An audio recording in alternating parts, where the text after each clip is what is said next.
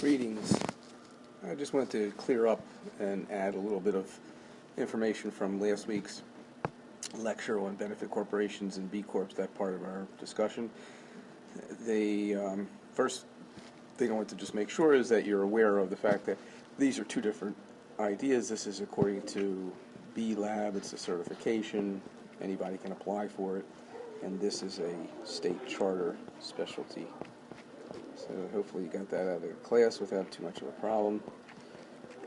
But my additions for this particular video is to just let you know that I spoke to a local lawyer about these two different concepts, and it was a particular lawyer who's involved in the public benefit sector with regard to both profit and nonprofit organizations.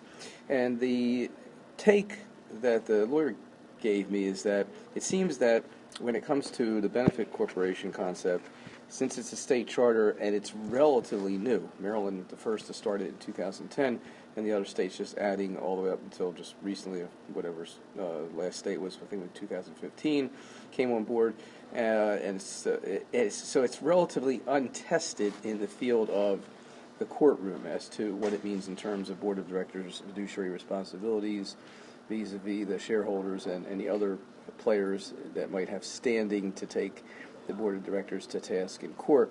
Because of that uncertainty and because it's new, lawyers tend to err on the side of caution, and they stay away and advise against going into these new charters, and that's one of the reasons why we're seeing so little activity there at this point in time. It's a shame, because maybe it's really a good thing, but the legal field has its job to do, which is to protect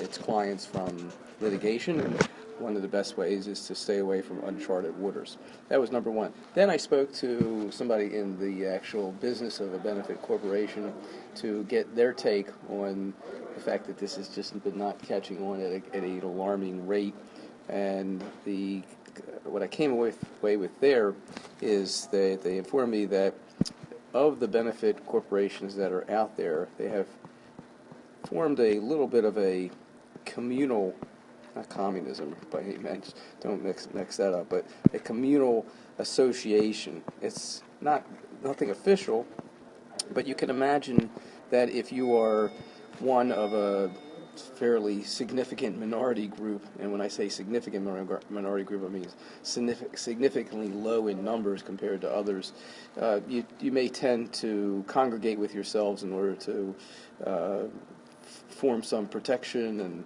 form some liaisons that may be of mutual benefit, and that's what's seemingly happening in those businesses that are benefit corps.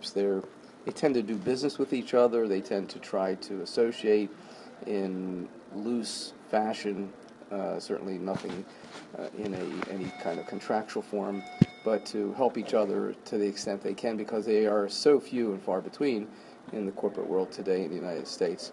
So that's just an additional takeaway on what's happening in that arena of business. If you have any questions, let me know.